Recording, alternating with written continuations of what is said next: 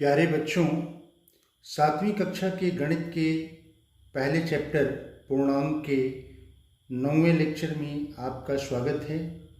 इसके पहले वाले लेक्चर में हम लोग पूर्णांक के गुणन के गुण का अध्ययन किया था, जिसमें गुणन के अंतर्गत समवृत्त, गुणन के अंतर्गत ये क्रम विनिमयता, साहचर्यता आदि गुणों का अध्ययन किया और उससे संबंधित कुछ एग्जाम्पल भी पढ़े।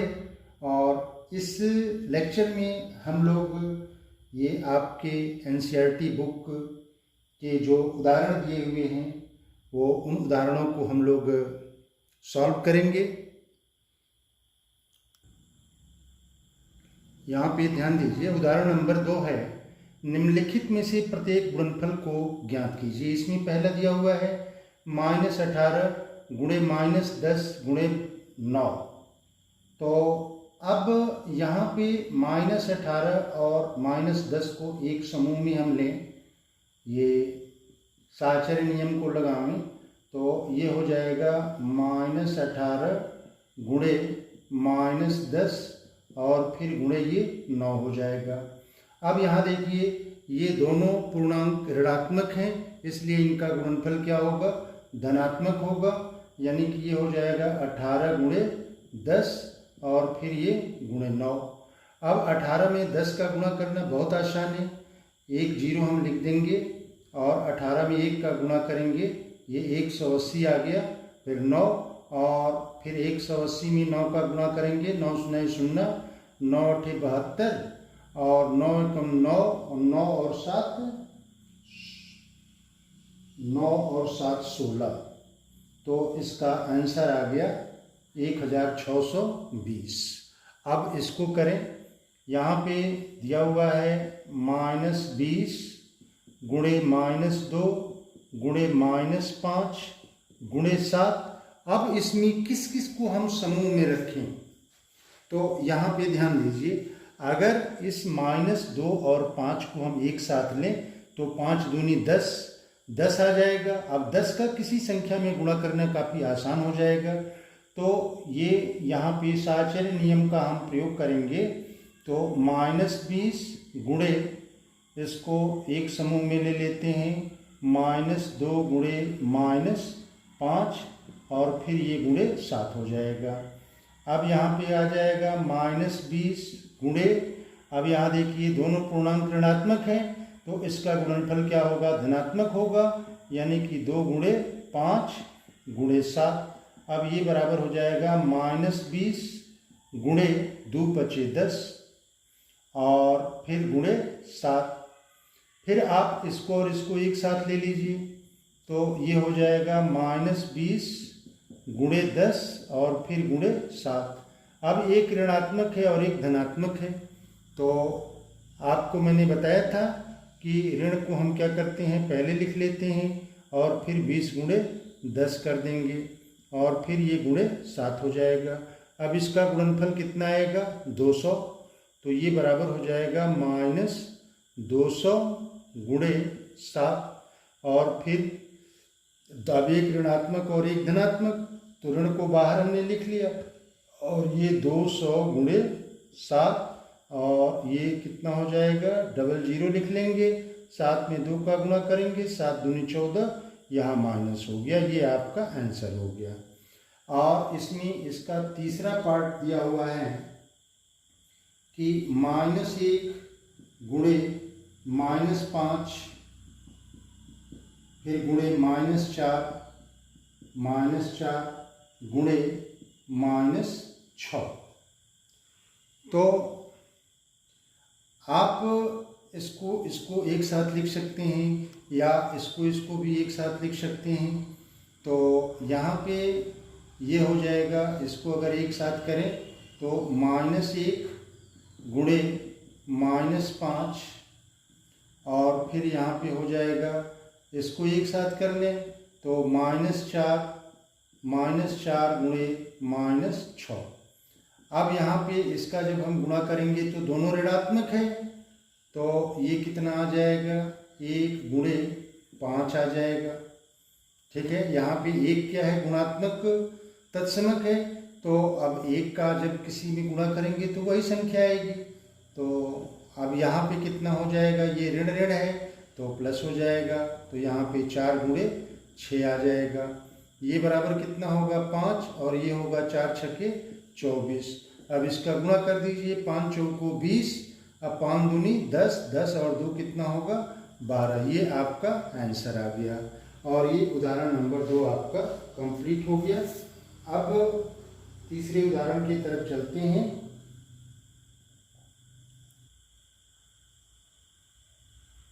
उदाहरण नंबर 3 है कि सत्यापित कीजिए -30 गुणे 13 धन -3 बराबर -30 गुणे 13 धन -30 गुणे -3। आपको याद होगा कि इसके पहले वाले लेक्चर में हम लोगों ने वितरण गुण पढ़ा था पूर्णांकों का। तो वितरण गुण क्या होता है, यानी कि ये योग, ये -30 गुणे ये ब्रैकेट के अंदर ये क्या होगा, दोनों में गुणा होगा। तो हमको सत्यापित ये करना है कि दोनों पक्ष बराबर हैं। तो सत्यापित करने के लिए हम क्या करेंगे, पहले लेफ्ट हैंड साइड को हल करेंगे। तो लेफ्ट हैंड साइड क्या है, -30 और ये है 13 धन -3, यहाँ पे गुणा है, ये बराबर कितना हो जाएगा, यहाँ पे -30 होगा और फिर गुणे ब्रैकेट के अंदर 13 धन ऋण है तो ऋण में धन का गुणा होगा तो क्या होगा, ऋण होगा। तो यहाँ पे 13 ऋण 3 हो जाएगा, फिर ये बराबर कितना होगा, -30 और गुणे 13 में से 3 घटेगा तो 10। अब यहाँ पे एक ऋणात्मक और एक धनात्मक, तो यहाँ पे ऋण हम बाहर लिख लेंगे और ये 30 गुणे 10 हो जाएगा। इसका गुणा करेंगे तो फिर ये कितना आ जाएगा, ये बाहर 2 जीरो है तो 0, 3 एकम 3, ये 300 आ गया। अब फिर राइट हैंड साइड को हम लेके हल करें। तो राइट हैंड साइड क्या है, -30 गुणे 13 धन -30 गुणे -3।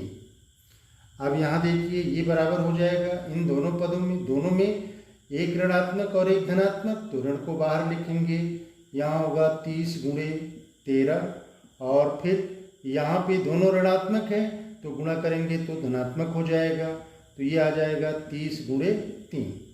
अब इसको गुणा करिए, -13 शून्य 0 और 13 तिया 39, 390 और प्लस ये 3 त्रिके 9, 0, 90 हो जाएगा।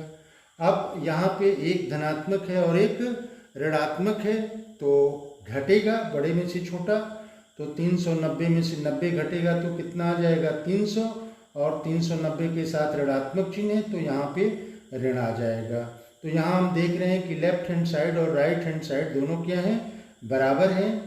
तो यहाँ पे लेफ्ट हैंड साइड बराबर राइट हैंड साइड, और यही हमको प्रूव करना था कि बायां पक्ष और दायां पक्ष दोनों बराबर हैं, जो हमने सत्यापित कर दिया। अब अगले उदाहरण की तरफ हम लोग चलेंगे। उदाहरण नंबर 4 है कि 15 प्रश्नों वाले एक कक्षा टेस्ट में प्रत्येक सही उत्तर के लिए 4 अंक दिए जाते हैं और प्रत्येक गलत उत्तर के लिए -2 अंक दिए जाते हैं। तो पहला सवाल है कि गुरप्रीत सभी प्रश्नों को हल करती है, यानी कि 15 प्रश्न में 15 प्रश्नों को हल करती है, लेकिन उसके उत्तरों में केवल 9 सही होता है। तो अगर 9 सही होता है तो गलत कितना होता है, 15 में से 9 घटा देंगे तो 6 गलत होगा। तो सवाल ये पूछ रहा है कि उसने कुल कितने अंक प्राप्त किए। अब यहाँ पे ध्यान दीजिए कि 15 प्रश्नों में वाले कक्षा के टेस्ट में प्रत्येक सही उत्तर के लिए 4 अंक और गलत उत्तर के लिए -2 अंक दिए जाते हैं। अब गुरप्रीत सभी प्रश्नों को करती है, परंतु उसके उत्तरों में से केवल 9 सही है। तो 9 सही है तो सही पर उसको कितना अंक मिलेगा, एक प्रश्न पर 4 अंक मिलता है, तो 9 प्रश्न पर कितना हो जाएगा, 9 गुणे 4, तो ये हो जाएगा 9 चौको 36। अब 9 प्रश्न सही करती है और सारे प्रश्न करती है, तो 15 में से 9 सही हो गया, तो बचा कितना 6, यानी कि 6 प्रश्न उसका क्या होता है, गलत होता है। तो एक गलत पर अंक -2 मिल रहा है, तो 6 गलत पर कितना हो जाएगा, 6 गलत पर हो जाएगा 6 गुणे -2, तो ये हो जाएगा -12। अब सवाल ये पूछा जा रहा है कि उसने कुल कितने अंक प्राप्त किए। तो अब इन दोनों को कुल प्राप्त अंक, अब इसको क्या करेंगे, जोड़ देंगे। तो 36 धन -12। अब यहाँ धन और ऋण मिलकर के कितना हो जाएगा, माइनस हो जाएगा। तो 36 में से 12 घटा देंगे, 6 में से 2 गया 4, 3 में से 1 गया 2, यानी कि उसको टोटल अंक कितने मिले, 24। लेकिन आप अपने नोटबुक में कॉपी पर कैसे लिखेंगे, तो यहाँ पे ध्यान दीजिए, ये एक सही उत्तर के लिए दिए गए अंक कितना है, 4। एक सही उत्तर के लिए दिए गए अंक 4 हैं, तो उत्तर उसका कितना सही हो रहा है, 9। इसलिए 9 सही उत्तरों के लिए दिए गए अंक 4 गुणे 9, तो 4 9 कितना हो गया, 36। अब सही उत्तर पर उसको इतना अंक मिला। अब गलत उत्तर, अब यहाँ पे दिया हुआ है कि गलत उत्तर के लिए कितना अंक है, -2। तो एक गलत उत्तर के लिए दिए जाने वाले अंक बराबर -2, तो उसके गलत कितने हो रहे हैं, 15 में से 9 सही किया है, तो 6 गलत होगा, यानी कि 15 - 9 बराबर 6 गलत उत्तरों के लिए दिए जाने वाले अंक ये हो जाएगा। एक का -2 है, तो 6 का कितना हो जाएगा, -2 गुणे 6, यानी कि -12। अब गुरप्रीत कुल कितना अंक प्राप्त की, तो दोनों सही और गलत पर जो अंक मिला है इसको हम क्या करेंगे, जोड़ देंगे। तो गुरप्रीत द्वारा प्राप्त किए गए कुल अंक बराबर 36 धन -12। अब माइनस में प्लस का गुणा होगा तो माइनस हो जाएगा, और 36 ऋण 12 ये बराबर 24, यानी कि गुरप्रीत ने कुल कितने अंक प्राप्त किए, 24 अंक प्राप्त किए। अब इसका दूसरा पार्ट हम लोग करें। दूसरा पार्ट ये कह रहा है कि उसके एक मित्र के केवल 5 उत्तर सही हैं, तो 5 उत्तर सही हैं, तो गलत कितना है, 15 में से 5 सही हैं, तो गलत कितना हुआ, 15 में से 5 घटा देंगे तो 10 उसके गलत हो जाएंगे।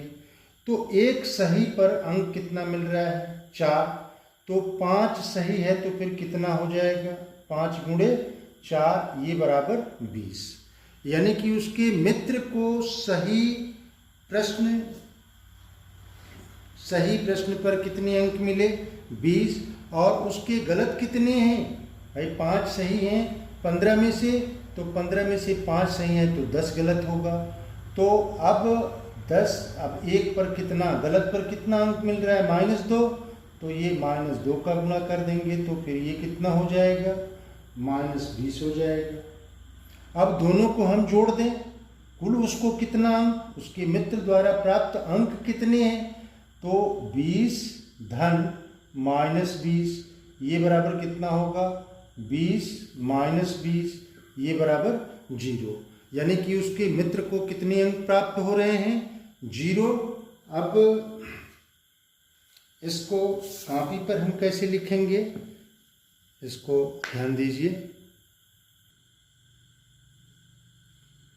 तो ये दूसरा सवाल ये था कि उसके एक, हाँ ये इसको समझा तो दिए थे हम, इसको लिखेंगे कैसे ये चीज़ बताना था हमको। तो यहाँ पे ध्यान दीजिए कि एक सही उत्तर के लिए दिए जाने वाले अंक 4 हैं, तो उसके मित्र के कितने सही उत्तर हो रहे हैं, 5, तो इसलिए 5 सही उत्तरों के लिए दिए गए अंक कितना होगा, 5 गुना हो जाएगा, तो 5 गुणे 4, 5 चौको 20 हो गया। अब चूंकि एक गलत उत्तर के लिए दिए जाने वाले अंक कितने हैं, -2, तो उसके मित्र के कितने प्रश्न गलत हो रहे हैं भाई, 15 टोटल है, 15 में से 5 सही है, तो 15 में से 5 सही है, तो 15 शेष गलत होगा, तो 15 - 5 बराबर 10, यानी कि 10 गलत उत्तरों के लिए दिए गए अंक कितने हो जाएंगे, 10 गुना हो जाएगा -2 का, तो 10 गुणे -2, तो ये एक ऋणात्मक और एक धनात्मक, तो ऋण को बाहर कर लेंगे। 10 गुणे 2 और 10 दूनी 20, ये ऋण 20 आ गया। अब गुरप्रीत के मित्र द्वारा प्राप्त किए गए कुल अंक, अब गलत और सही दोनों पर जो अंक मिले हैं उसको हम क्या करेंगे, जोड़ देंगे। तो सही पर अंक 20 मिला है और गलत पर -20, तो इसको जोड़ेंगे तो ये कितना आ जाएगा, 0 आ जाएगा। यानी कि गुरप्रीत के मित्र द्वारा प्राप्त किए गए कुल अंक कितने होंगे, 0 होंगे। ठीक है। उदाहरण नंबर 5 है कि मान लीजिए हम पृथ्वी से ऊपर की दूरी को धनात्मक, ये मान लेते हैं कि ये पृथ्वी है, पृथ्वी की सतह है, और इसके ऊपर अगर जाते हैं तो धनात्मक पूर्णांक से निरूपित करेंगे, और पृथ्वी के नीचे की दूरी को अगर नीचे की तरफ जाते हैं तो ऋणात्मक पूर्णांक से निरूपित करते हैं। तो आपसे 2 सवाल पूछ रहा है, जिसमें से पहला सवाल है कि एक उत्थापक किसी खान कूपन में 5 मीटर प्रति मिनट की दर से नीचे जाता है, यानी कि ये खान जैसे कोयले की या कोई भी पृथ्वी के अंदर इस उत्थापक द्वारा जब वो जाता है तो नीचे की तरफ जाएगा, तो वो दूरी क्या होगी, ऋणात्मक होगी। तो सवाल ये कह रहा है कि ये 5 मीटर प्रति मिनट, यानी कि 1 मिनट में 5 मीटर जाता है। तो सवाल ये पूछ रहा है कि 1 घंटे के पश्चात उसकी स्थिति कितनी होगी। तो 1 घंटे के पश्चात का मतलब 60 मिनट के बाद वो कितनी दूरी नीचे की तरफ पृथ्वी के अंदर जाएगा। तो 1 मिनट में 5 मीटर, तो 60 मिनट में कितना हो जाएगा, 5 गुणे 60 हो जाएगा। तो यहाँ पे लिखेंगे कि क्योंकि उत्थापक नीचे की ओर जा रहा है, क्योंकि उत्थापक नीचे की ओर जा रहा है, ठीक है, तो नीचे की ओर जा रहा है तो दूरी क्या होगी, ऋणात्मक होगी। इसलिए इसके द्वारा तय की गई दूरी, इसलिए इसके द्वारा तय की गई दूरी को ऋणात्मक पूर्णांक से, दूरी को ऋणात्मक पूर्णांक से निरूपित किया जाएगा, से निरूपित किया जाएगा। ठीक है। अब 1 मिनट में उत्थापक की स्थिति में परिवर्तन कितना है, 5 मीटर, -5 होगा, क्योंकि 1 मिनट में उत्थापक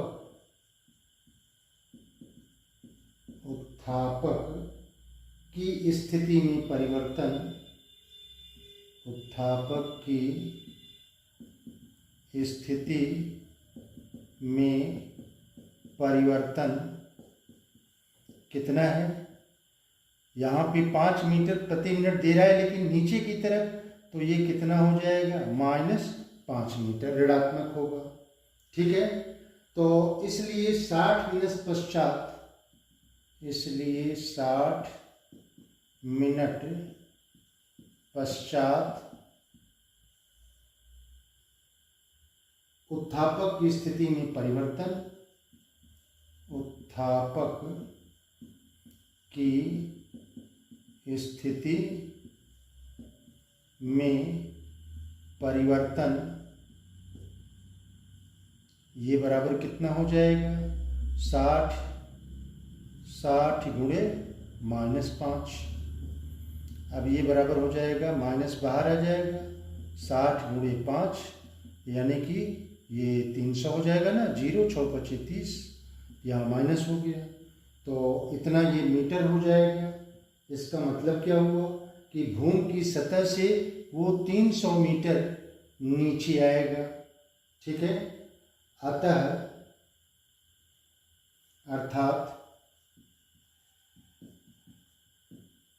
भूमि की सतह से